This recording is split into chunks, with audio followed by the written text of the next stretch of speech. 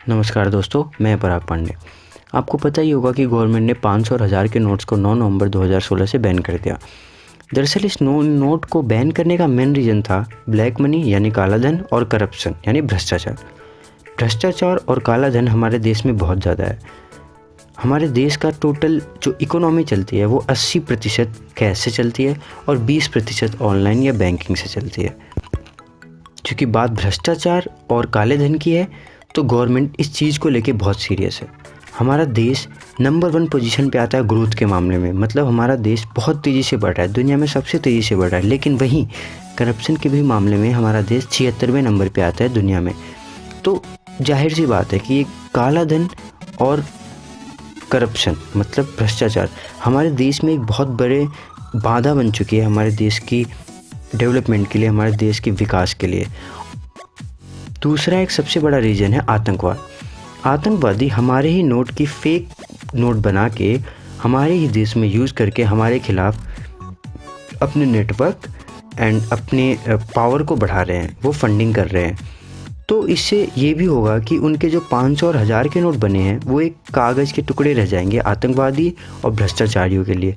आपको डरने की ज़रूरत नहीं है। अगर आपके पैसे अपनी मेहनत के कमाए हुए हैं तो आपके पैसे आपके रहेंगे, आपको कुछ भी लॉस नहीं हो रहा।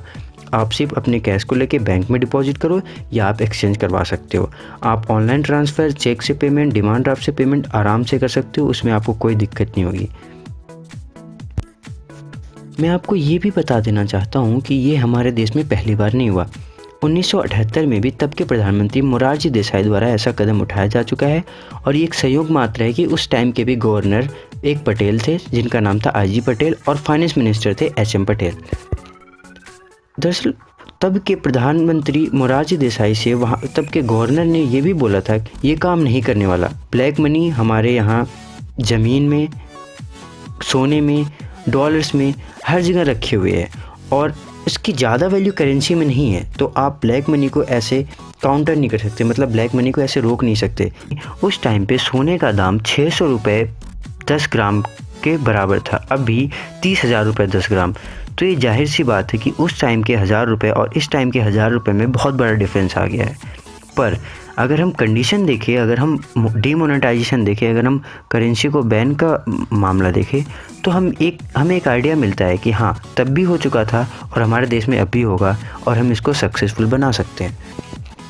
इस वीडियो में मैं आपको बताऊंगा कि इस डीमोनेटाइजेशन का हमारे देश पे, स्पेशली हम पे, मिडिल क्लास वाले लोगों पे क्या फ़र्क पड़ेगा, उसके क्या फ़ायदे होंगे और हम इसके लिए क्या कर सकते हैं।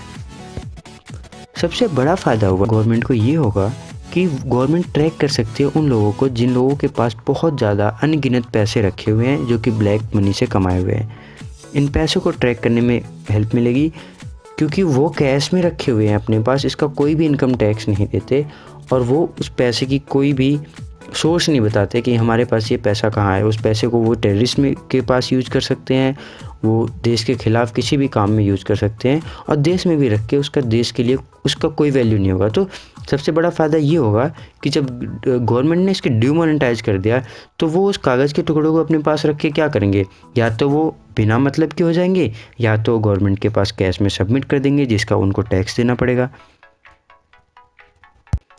दूसरा फ़ायदा ये दिख रहा है कि जो टेररिस्ट लोग ये फेक करेंसी का यूज़ करके फंडिंग करते थे वो रुक जाएगी। उनके पास बिल्कुल पैसे नहीं बचेंगे कि वो 500 और 1000 के फेक नोट्स को यूज़ करके हमारे देश के ख़िलाफ़ कोई एक्टिविटी कर सके और अपना नेटवर्क बढ़ा सके। तो सबसे बड़ा नुकसान जो है करप्ट पीपल के साथ साथ टेररिस्ट को भी सबसे बड़ा नुकसान होगा। फ़ायदा होगा रियल इस्टेट के बिजनेस में।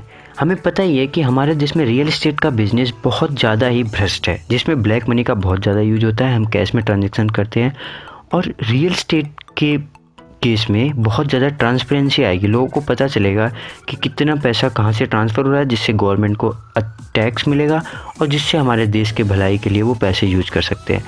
तो रियल इस्टेट के दाम भी इससे कम होंगे क्योंकि जिनके पास पैसे हैं वो अपने पैसे डिक्लेयर नहीं करेंगे, वो अपने पैसे नहीं बता सकते कि मेरे पास कितने पैसे हैं, या तो वो बैंक में सबमिट करेंगे या तो उन पैसों की वैल्यू ज़ीरो हो जाएगी, उनके पास ही रहेगी, तो इन्फ्लेशन रेट घट जाएगा। रियल एस्टेट में ट्रांसपेरेंसी आएगी, मतलब हमारे देश में महंगाई घट जाएगी और जिससे आम लोगों को सबसे बड़ा फ़ायदा होता हुआ दिख रहा है। चौथा फ़ायदा ये है कि बहुत ज़्यादा अमाउंट में कैश बैंकों में डिपॉजिट होगा जिसकी वजह से बैंक के पास से लोन लेना बहुत ईजी होगा और उसका इंटरेस्ट रेट भी कम हो जाएगा।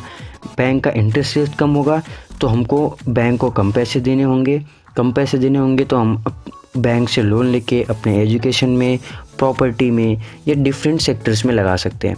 अब बैंक्स के पास इतने पैसे हो जाएंगे कि वो हमको कम रेट में अगर पैसे दे सकते हैं तो हम उसका फ़ायदा अपनी लाइफ के किसी भी एक्टिविटी, किसी भी काम में ला सकते हैं।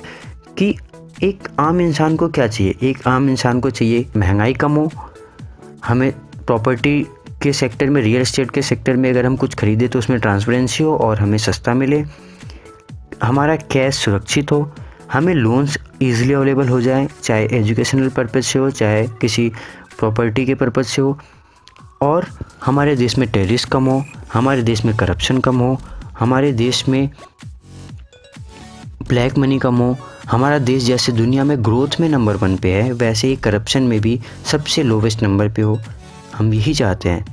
तो जब हमें सब फ़ायदे हो रहे हैं तो हम अपने देश के लिए थोड़ा सा सेक्रीफाइस तो कर ही सकते हैं। धन्यवाद।